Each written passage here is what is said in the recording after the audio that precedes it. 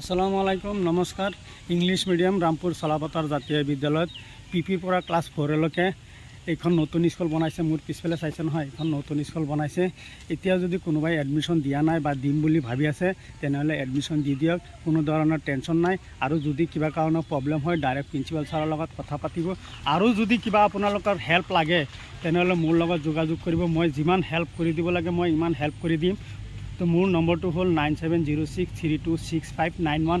এইখন নম্বৰত ফোন মাৰি আৰু যদি এতিয়া দিম বুলি ভাবি আছে দি দিয়ক। ক্লাছ আৰম্ভ হৈ গ'ল আৰু আপোনালোকৰ ভিতৰৰ পৰিৱেশটো কেনেকুৱা আছে মই দেখাই আছোঁ। আৰু প্ৰিন্সিপাল ছাৰৰ লগত কথা পাতিবলৈ চেষ্টা কৰিম। যদি আৰু স্কুলৰ টিচাৰবিলাক ক'ৰ পৰা আহিছে জানেনে? 3-4জন আছে নাগালেণ্ডৰ পৰা আৰু 2-3জন আছে ডিফুৰ পৰা। টিচাৰবিলাক অসমীয়া ক'ব নোৱাৰে, হিন্দী আৰু ইংলিছ, সেইকাৰণে বহুত ভাল লাগি আছে। ল'ৰা ছোৱালী কম দিনৰ ভিতৰত ইংলিছ আৰু হিন্দী ক'ব পাৰিব, ভালদৰে লিখা পঢ়া কৰিব পাৰিব। আৰু স্কুলৰ পৰিৱেশটো বহুত ভাল।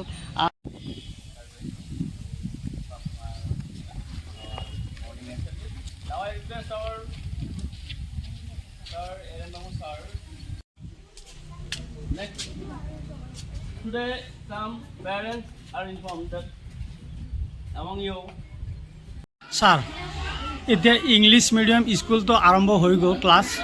এতিয়া যদি কোনোবাই পিপিৰ পৰা ক্লাছ 4লৈকে যদি কোনোবাই এডমিশ্যন ল'ব বুলি ভাবি আছে, এতিয়াও কি এডমিশ্যন ল'ব পাৰিবনে ছাৰ? হয়, আপুনি ভাল কথাই সুধিছে।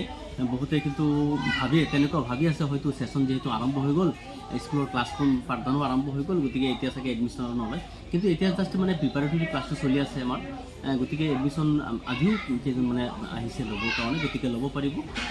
আপোনাৰ জৰিয়তে আমি অভিভাৱকসকলক জনাব বিচাৰিছোঁ, যদি কোনো অভিভাৱকে নিজৰ সন্তানক ইংৰাজী মাধ্যমত ঘৰতে ৰাখি ইংৰাজী মাধ্যমত